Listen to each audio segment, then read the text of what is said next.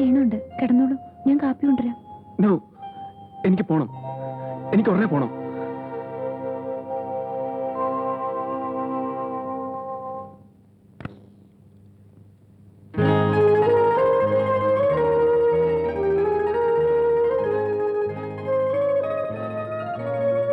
Dress നനഞ്ഞു കുതിർന്ന് മണ്ണും പൊടിയും പറ്റിക്കിടക്കുമായിരുന്നു.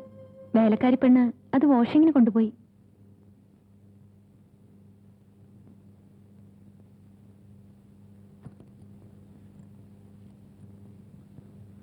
ഞാൻ പോകുന്നു.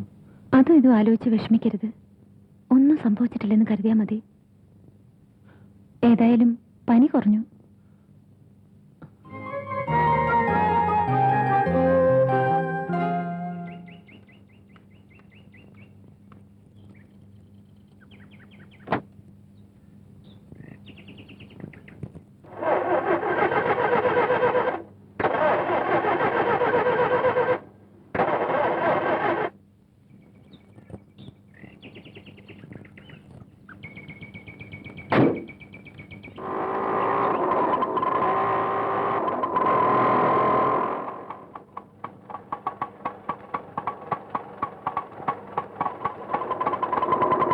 രാവിലെ 6 മണിക്ക് വന്ന് കാളിംഗ് ബെല്ലടിച്ച് സാറിനെ ഉണർത്തണമെന്ന് പറഞ്ഞാ ചേച്ചി പോയത്. ഞാൻ പരപരാ വെളുത്തപ്പം വന്നതാ.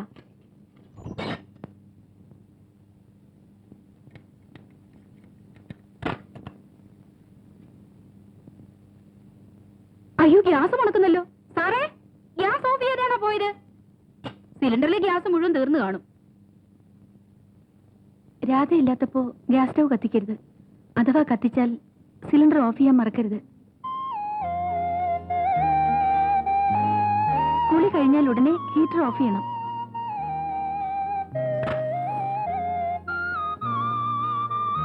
ലവ് ബേഴ്സിനും നായ്ക്കുട്ടിക്കും ആഹാരം കൊടുക്കണം.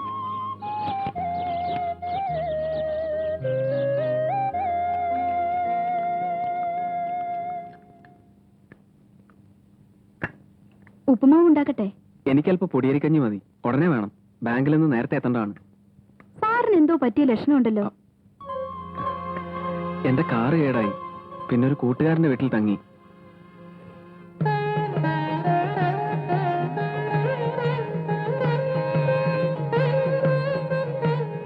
മോനെ, ഇത് അപ്പൂപ്പന്റെ കഴുത്തിൽ ഇട്ടു കൊടുക്കേ.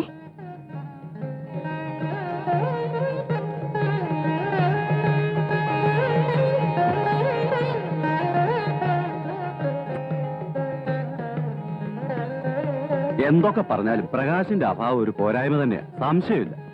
ഒരു മകള് മാത്രമുള്ള കുടുംബത്തില് മരുമകന് മകന്റെ സ്ഥാനല്ലേ? ഭാര്യയുടെ അച്ഛന്റെ 60-ാം പിറന്നാളിന് വരാതിരിക്കാൻ മാത്രം അവൻ അവിടെ എന്താ ഇത്ര ജോലി? ബാങ്കിലെ കാര്യം അപ്പച്ചിക്ക് അറിയാഞ്ഞിട്ടാ. പരിശോധന സമയത്ത് മാനേജർ അവിടെ ഉണ്ടായേ പറ്റൂ.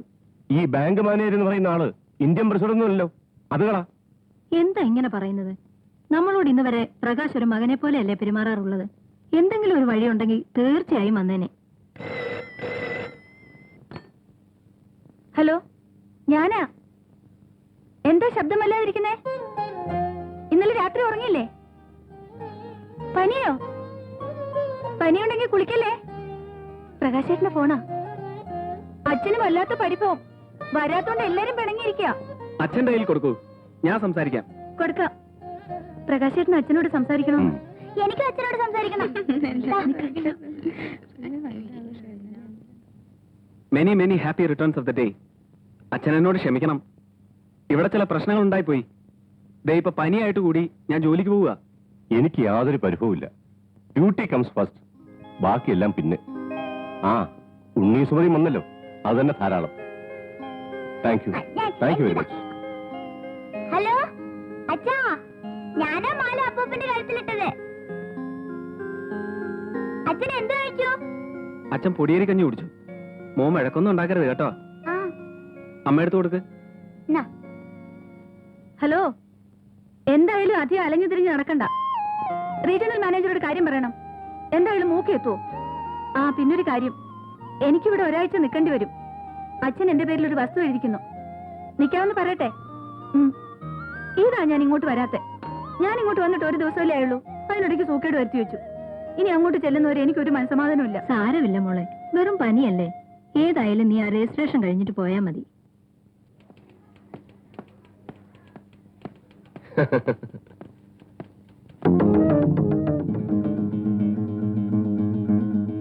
Good morning. മിസസ് രേണുക കുറച്ചു നേരമായി കാത്തിരിക്കുന്നു.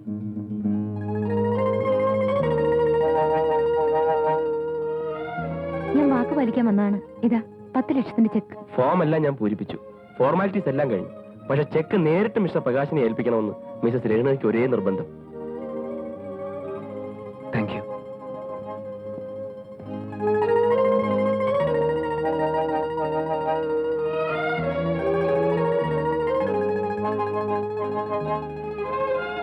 എന്താ ഒന്ന് പുഞ്ചിരിക്കാൻ കൂടി മറന്ന പോലെ? I am sorry. Take it easy. നമ്മൾ രണ്ടുപേരും കൊച്ചുകുട്ടികളൊന്നും അല്ലല്ലോ. Sorry over writing. സാരമില്ലല്ലേ സർ?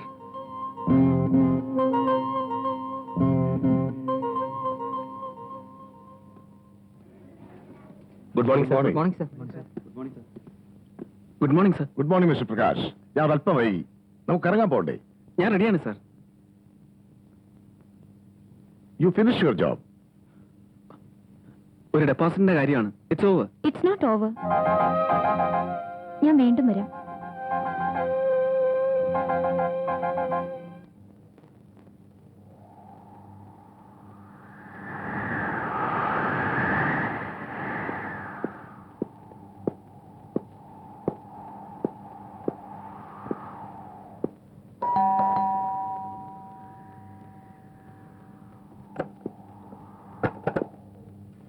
മിസ്സസ് രേണുക ഇല്ലേ?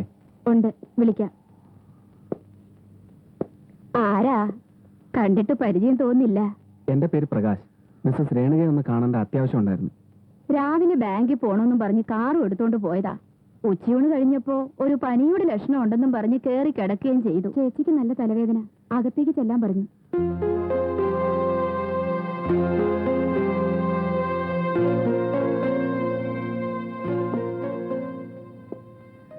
പ്രകാശ്, വരൂ പ്ലീസ്.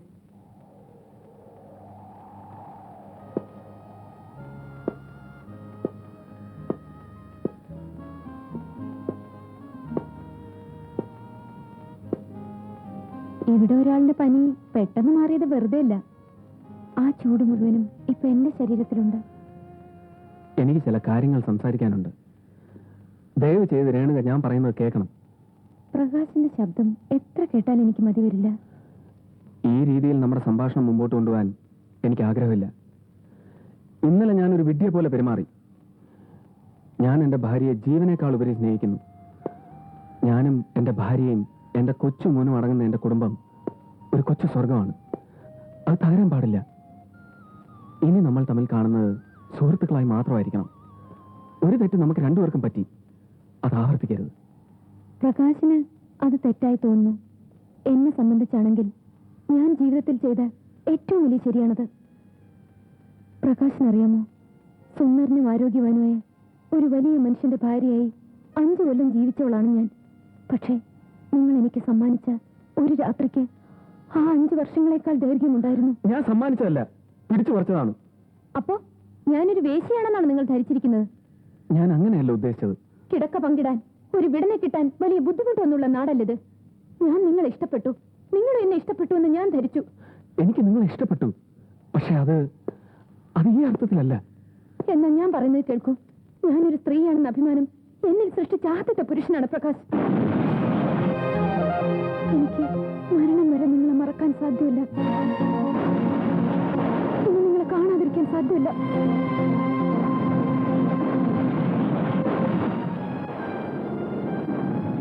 പ്രകാശിന് വിവാഹം കഴിക്കണമെന്ന് ഞാൻ പറയില്ല. നിങ്ങൾക്ക് നിങ്ങളുടെ കൊച്ചു സ്വർഗത്തിൽ തന്നെ കഴിയാം. പക്ഷേ ഈ കിടപ്പറയിൽ ഒരു തടവുകാരിയെ പോലെ കഴിയുന്ന എനിക്ക് സ്വപ്നം കാണാൻ വല്ലപ്പോഴെങ്കിലും ഒരു അവസരം തരണം. അത് മാത്രം മതി. ഇനി ഞാനിവിടെ നിൽക്കുന്നതിൽ അർത്ഥമില്ല. ഒരു കാമുകിയുടെ വെപ്പാട്ടിയുടെ ആവശ്യം എനിക്കില്ല.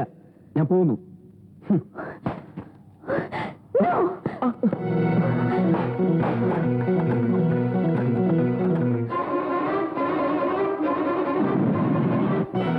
മാറിയിൽക്ക്. എനിക്ക് പോണം. ഈ ഭ്രാന്തിന് കൂട്ടേൽക്കാൻ എന്നെ കിട്ടില്ല. I want you. I need you.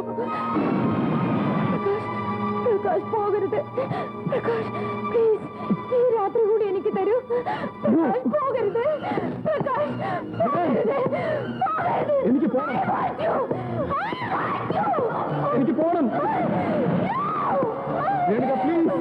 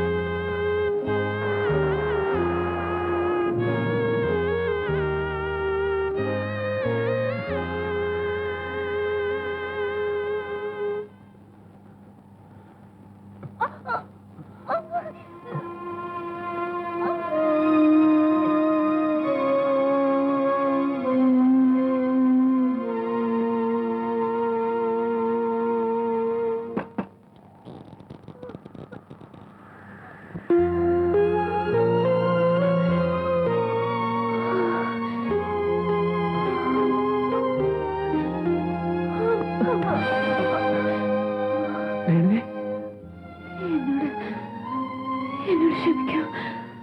ശരിക്കും ഞാനൊരു ഭ്രാന്തിയെ പോലെ അതിന് ഞാൻ തന്നെ എനിക്ക് ശിക്ഷ നൽകി.